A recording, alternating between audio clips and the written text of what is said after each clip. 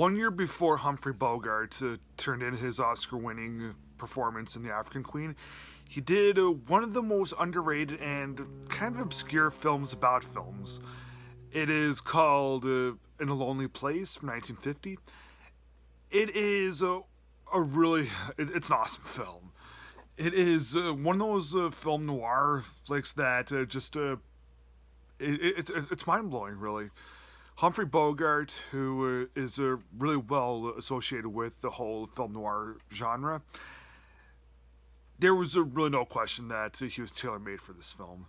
Like, okay, this movie, it's part film noir, part romance, part showbiz film.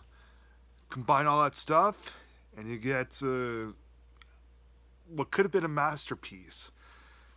What some argue is a masterpiece, actually. Okay, let me just explain a little bit why as to my thoughts of the film, okay? Analyze a little bit. Humphrey Bogart in this film is this hot-tempered Hollywood screenwriter named Dixon Steele. And he one day meets this young girl who is going to help him with his script, fill in some blanks for him. Thing is, she gets killed, and given his kind of checkered past, given some things that were happening that night, he's public enemy number one. He is the number one suspect in her death. But he has this neighbor who is his alibi. They fall in love, and she is really torn. Like, yeah, she knows that he's innocent, but there's so much evidence against Dixon, saying that he did kill this girl. And given how calm and cool he is, like, if he was innocent, then would he try to be fighting to clear his name? You wonder that. So, yeah, what happens in this film is, Humphrey Bogart's whole state of mind is, that old saying, whenever you're in police custody, if you're innocent, you have nothing to worry about. Well, Humphrey Bogart in this film really personifies that. The only thing that I thought was, okay, the movie has a beautiful look to it, okay?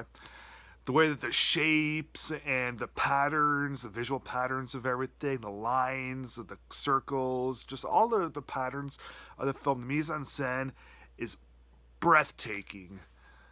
But here's what I did not like about the film, okay? Well, it's not that I didn't like it, it's just that it just wasn't, like, great. It just kind of set the film back a bit. This movie is downright perfect up until the end. I'm not going to ruin the ending in a big way. It's just, okay, you know how with, like, whodunit films, how there has to be, like, who did it and why and all that kind of stuff. And, yeah, you find out who did it and why.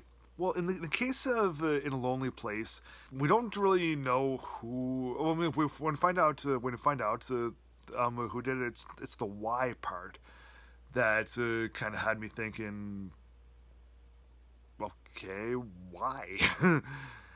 Yeah, the why, there wasn't really a why part to it, and that I thought was kind of a bit of a setback with the film. Film is downright brilliant, but it's just the why part that I thought was a big setback. It's just like, that's it? Other than that, yeah, this film is downright brilliant. So I'm going to give it a Lonely Place from 1950, 3.5 stars out of 4.